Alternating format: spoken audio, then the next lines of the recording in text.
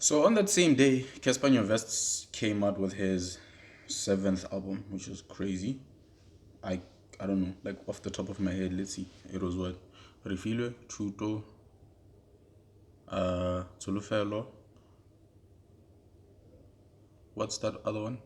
There's this one with, oh yeah, okay.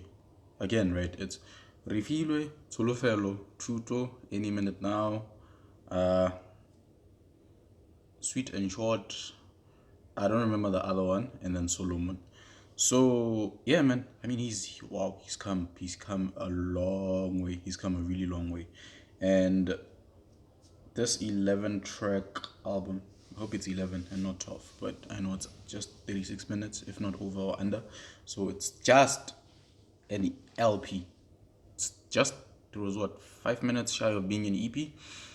And I don't know, there was a track called Candlelight that I really enjoyed because it was dedication to all the artists, majority of the artists that we have lost throughout this year and the previous year.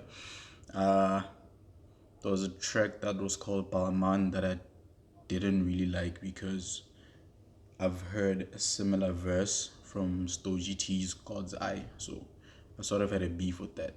And Vashimani is the first track, and it sounds like I'm listening to Nicki Minaj's Dead It On Him, so those were like, I don't know. And once an album starts to sound, I've heard this before, someone did this before, then you start to think, is it really a good album?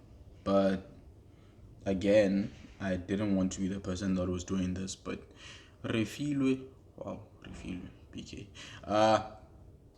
Solomon and I Love It Here came out on the same day. So it was natural for people who listen to music to make comparisons. And I Love It Here was better production than Solomon. And I've listened with anything that you can imagine: speakers, headsets, phone, like whatever you can think of. I used that to listen. And I don't know, Nasty C's one was just, it was better produced. It was better sounding, if that makes any sense.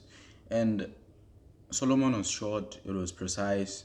It did sound like someone who really doesn't have that pressure anymore to prove that they. I mean, Casper has done pretty much everything. He has platinum albums, he's sold out arenas, he had like all the multi-million rand deals. So, ke groot man, pretty much. So there's really nothing much that he still has to prove.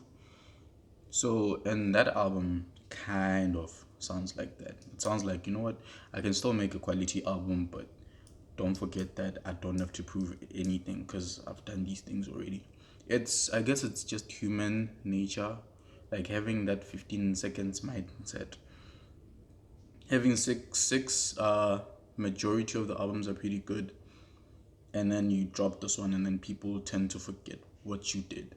I don't like that mentality. It's the same way as an MMA fighter was on a hot streak for like 11 fights, or defended their title 11 times, and the one time that they fall short, then people are saying that they are washed up or whatnot, and that should never cloud anyone's greatness. I don't know why I use that analogy, but Solomon, I don't think it's one of those albums where 2 years from now I'm gonna be like, yo, I wanna listen to this track from that album. For me. So let me know what you guys thought of it. Casper Nyovest, Solomon, for the culture.